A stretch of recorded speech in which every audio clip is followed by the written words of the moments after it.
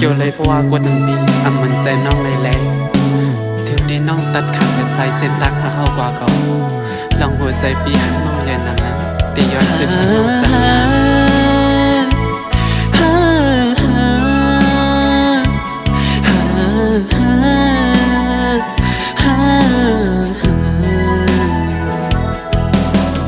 งใจหักงาน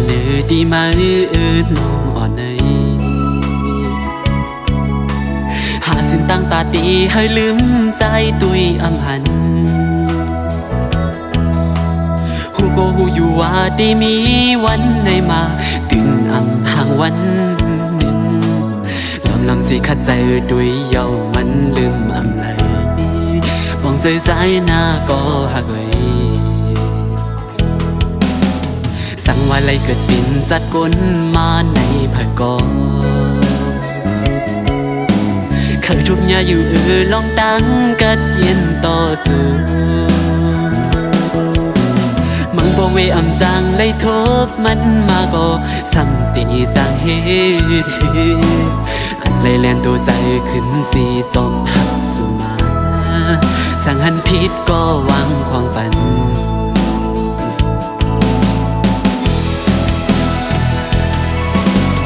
ย้อนเบื่อหักไม่น้องนาแลขาดสู่ในเหมือนตั้งตีขาดใจมีมาในปันใจในเมืองกวนเลิกสิ่งเติบตีว่าไรอยู่คงสองนางหัวใจตีผักไว้ตาสู่สุดตังไหลหอมสู่อ่านหากยิงก็เลยแข็งซ้ำว่าปีไรไม่ตันเลย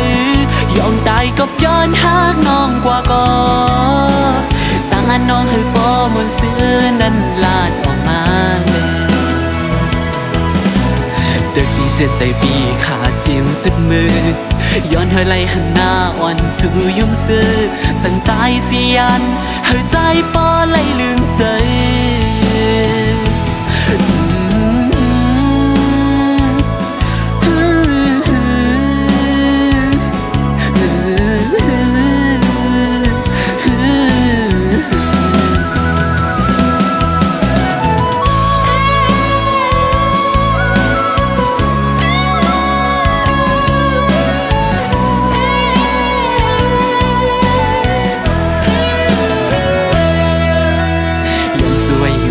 บุญเฮาในชาติมา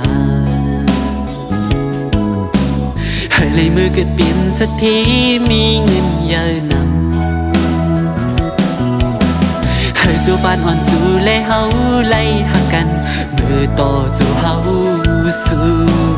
ให้เดิมทนกูลองตั้งมุมมองเกกังหาอย่าให้ทบลองตั้งในใจ